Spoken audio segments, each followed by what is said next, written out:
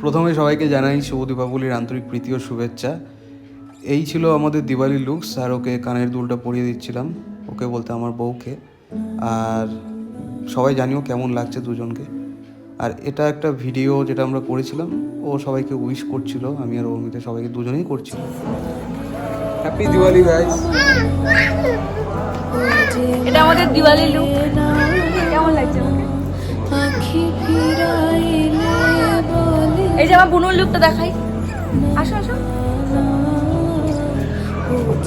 এই baby hi করো না বেবি। Hello baby. হাই করো। হাই বলো। আর দীপাবলি উপলক্ষে আমরা কিছু ভিডিও, ফটো এগুলো শ্যুট করছিলাম, যা তোমাদের সাথে অবশ্যই শেয়ার করে নেবো। দেখতে পাচ্ছ এখন।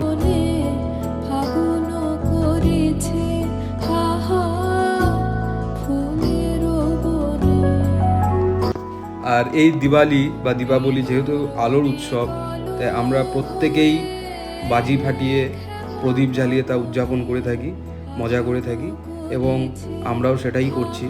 তোমরা সবাই করে থাকো, তবে অবশ্যই এই জিনিসটা মাথায় রেখে চলতে হবে, যাতে এই আনন্দের উৎসব, আলোর উৎসব, যাতে দুঃখের কোনো সিচুয়েশনে পরিণত যাতে না হয়। তো আমরা এইভাবে বাজি ফাটিয়ে সুন্দরভাবে আমরা আনন্দ করছি।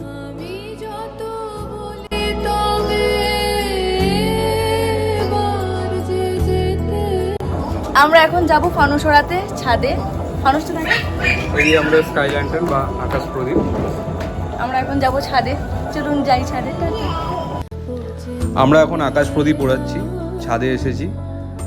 আর এটা ওড়াতে প্রথমত প্রচণ্ড কষ্ট হয়, যে প্রদীপটি বারবার নিচে নেমে এসেছিলো।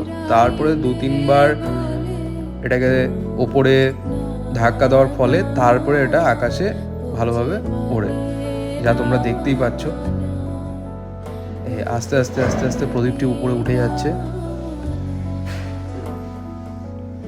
আর খুব সুন্দর লাগছে দেখতে, যখন এটি পুরোপুরি আকাশে অনেকটা উপরে উঠে যায়, তা তো দেখতে অবশ্যই সুন্দর লাগে।